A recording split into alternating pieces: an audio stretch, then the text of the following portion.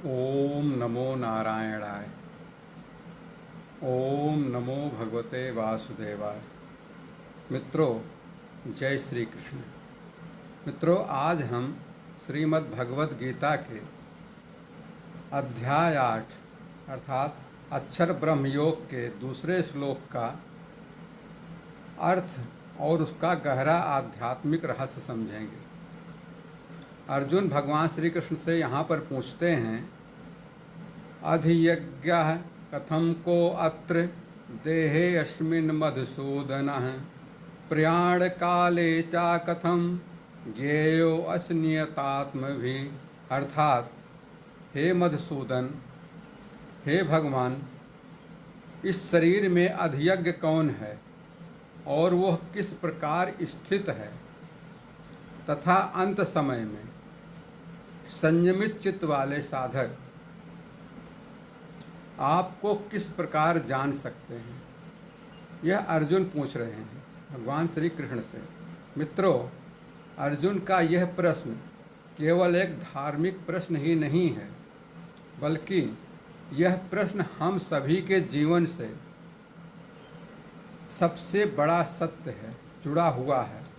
क्योंकि जीवन का सबसे बड़ा सत्य है, हम आप सभी जानते हैं, जिसका जन्म हुआ है उसका एक दिन शरीर से प्रस्थान होना ही होना है। अर्जुन जानना चाहते हैं कि जब मृत्यु का समय आएगा तब शरीर की शक्ति क्षीण हो जाएगी, इंद्रियां कमज़ोर पड़ जाएंगी, याददाश्त कमज़ोर हो जाती है, सुनाई कम देता है, किसी को दिखाई कम देता है। अंत समय में यही तरीके से होते हैं। तब मनुष्य भगवान को कैसे याद करे? यह प्रश्न हमारे आप सभी के लिए महत्वपूर्ण है। और भगवान को जानने की तैयारी क्या केवल अंतिम समय में ही किया जा सकता है, लास्ट में ही किया जा सकता है? मित्रों, यही इस श्लोक का सबसे महत्वपूर्ण संदेश है। अब अधियज्ञ पूछा हुआ अर्जुन ने, तो अधियज्ञ का अर्थ क्या है, इसका मतलब क्या होता है? अधियज्ञ अर्थात यज्ञ का अधिष्ठाता, वह परम सत्ता, वो प्रभु, वही ईश्वर, जिसके लिए हम यज्ञ, उपासना और समर्पण किए जाते हैं। भगवान श्री कृष्ण मित्रों इसी अध्याय के 4 श्लोक में ये स्पष्ट करेंगे, जहाँ पर भगवान श्री कृष्ण कहते हैं, अधियज्ञो अहम अत्र देहे। अर्थात इस शरीर में अधियज्ञ मैं ही हूँ। मतलब इसका यह है मित्रों कि परमात्मा, प्रभु, ईश्वर, भगवान कृष्ण हमसे दूर नहीं है, बल्कि वह हमारे जीवन के, हमारी आत्मा के, हमारे शरीर के भीतर ही उपस्थित हैं। हम बाहर भगवान को खोजते हैं, मंदिर में जाते हैं, तप करते हैं, पूजा पाठ करते हैं, हवन यज्ञ करते हैं। ये सभी साधन महत्वपूर्ण हैं, करने चाहिए, हर किसी को करना चाहिए। लेकिन गीता हमें अंदर देखने की प्रेरणा देती है, आत्म केंद्रित होने की प्रेरणा देती है। अब आता है इस श्लोक का सबसे गहरा प्रश्न, प्रयाण काले। प्रयाण काले अर्थात जीवन के अंतिम समय में भगवान को कैसे जाना जाए, कैसे जाना जाए, भगवान को कैसे याद किया जाए, कैसे स्मरण किया जाए। भगवान का स्मरण दोस्तों केवल मृत्यु के समय, अंतिम समय में ही करने की वस्तु नहीं है। कोई भी व्यक्ति, कोई भी कार्य जो कर रहा हो, इसका जीवन भर अभ्यास करता है, चाहे नॉर्मल भौतिक जीवन हो, चाहे आध्यात्मिक हो।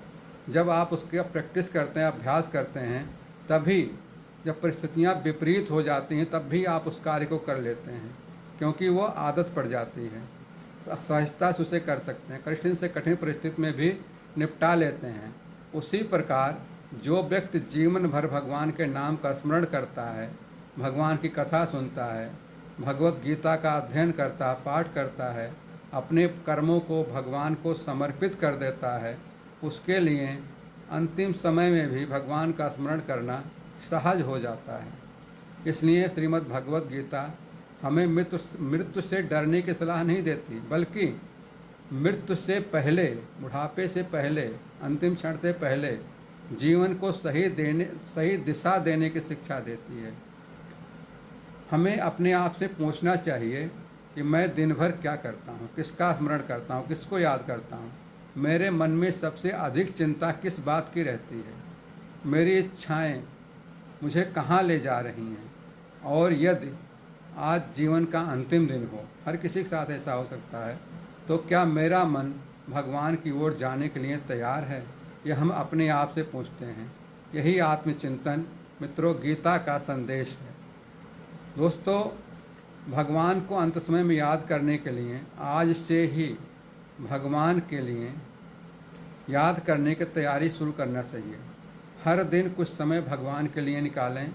अपने कर्मों को भगवान को समर्पित कीजिए, जो भी करते हैं, जैसे भी करते हैं। श्री कृष्ण अर्पणम अस्तु, ये बोल के कहिए। अपने मन में यह भावना रखें कि परमात्मा मुझसे दूर नहीं है, बल्कि मेरे भीतर ही विद्यमान है। तब जीवन भी साधना बन जाएगा और मृत्यु एक तकलीफ नहीं, बल्कि परमात्मा की ओर जाने का एक यात्रा बन जाएगा। आनंद आएगा। दोस्तों, आज के श्लोक का सार यही है, भगवान का स्मरण अंतिम क्षण की तैयारी नहीं, बल्कि पूरे जीवन की साधना है। अंततः अंत में भगवान श्री कृष्ण के चरणों में प्रार्थना करें और कहें, हे प्रभु, हमारा मन संसार में भी रहते हुए भी आप में ही लगा रहे, हमारे कर्म आपको समर्पित हों, और जब जीवन की अंतिम घड़ी आए तब हमारी स्मृति में, हमारे ध्यान में, हमारे मन में केवल आपका ही नाम हो। बस मित्रों, आज के लिए इतना ही। इसके अगले श्लोक के लिए फिर कभी मिलेंगे। तब तक के लिए ओम नमो भगवते वासुदेवाय। श्री कृष्ण शरणं मम। श्री कृष्ण शरणं मम।